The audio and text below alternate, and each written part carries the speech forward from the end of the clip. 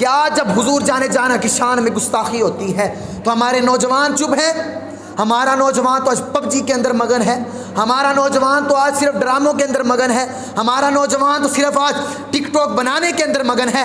کہاں جا رہے ہو میرے نوجوان دوستو؟ آج ہماری گھر کے اندر بیٹھی بیٹیاں وہ بھی ٹک ٹاک کے اندر مگن ہے, بیٹھی ڈرامے انڈیا کے دیکھ رہی ہیں. اس طرح نہیں, ہم نے خود ریلی نکالی, آج بھی ریلی نکلی. آج ہر جگہ ریلیاں نکل رہی ہیں, ہر ملک پاکستان کے شہر شہر کے اندر ریلیاں نکل رہی ہیں. آپ بھی شرکت کر رہے ہیں, میں بھی شرکت کر رہا ہوں. لیکن مسلمانوں, آپ نے عملی طور پر تو جہاد نہ کیا. آپ کے گھر کے اندر کیا انڈیا کے ڈرامے رکے؟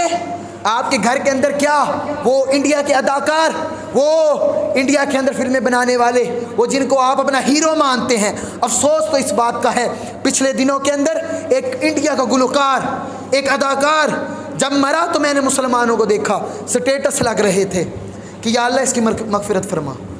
اتنی جہالت پھیل چکی ہے, اتنا دین سے دور ہو چکے ہو یار کہ کافر کے لیے سنو, جو کافر کے لیے مغفرت کے لیے دعا کرتا ہے وہ خود کافر ہے.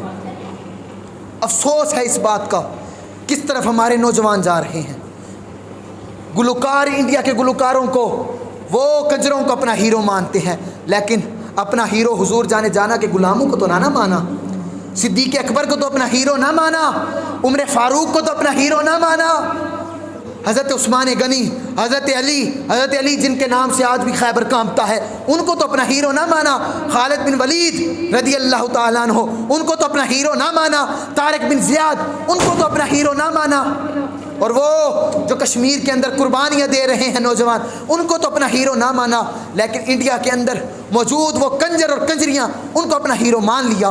کس طرف جا رہے ہیں؟ حضرت خبیب یوں ہاتھ کے اندر لیتے ہیں خون, پھر اپنے اوپر ڈال لیتے ہیں, لیکن ایک بار بھی یہ نہیں کہا کہ اپنے موقف سے وہ پیچھے ہٹے ہوں. حضور کے نام کے اوپر جان نچھاور کر دی. سب سے اولا و اعلیٰ ہمارا نبی, سب سے بالا و اعلیٰ ہمارا نبی, اپنے مولا کا پیارا ہمارا نبی, دونوں عالم کا دلہا ہمارا نبی.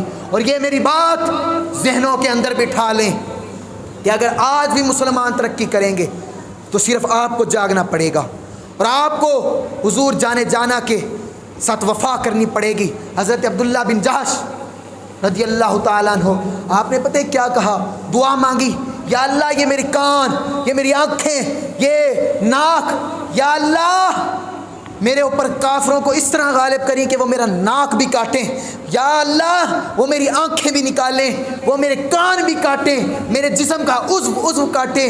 قیامت والے دن میں یہ تو کہوں گا نا, یہ میرے جسم کے عضو, یہ میرے ہاتھ, یہ میرے پاؤں, یہ میری آنکھیں, یہ میرے کان, نہ میرے کانوں نے گانا سنا, یا اللہ نہ میری آنکھوں نے برائی دیکھی سوشل میڈیا کے اوپر بیٹھ کر, یا اللہ نہ اس زبان نے کسی کو گالی گلوچ دی, نہ کسی کو گندا کہا, یا اللہ نہ یہ پیر کبھی چل کے گناہوں کی طرف گئے, یا اللہ یہ نہ میرے ہاتھ کسی کے اوپر نہ انہوں نے کبھی ظلم کیا.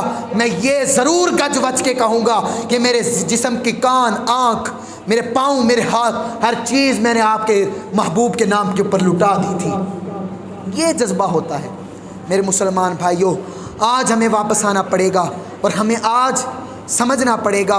اور یہ جو بات حضرت خبیب کی میں نے آپ کو بتائی, تو یہاں پر ایک اور بھی بات, یار جان دے کر تو دیکھیں. حضور کا دین ایسے نہیں تخت پر آئے گا, خالی فیس بک کے اوپر پوسٹیں لگانے سے نہیں آئے گا. حضور کا دین خالی واٹس ایپ سٹیٹس لگانے سے نہیں آئے گا.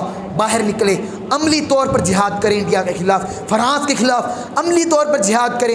ہم باتیں تو بڑی بڑی کرتے ہیں لیکن عمل نہیں کرتے یار.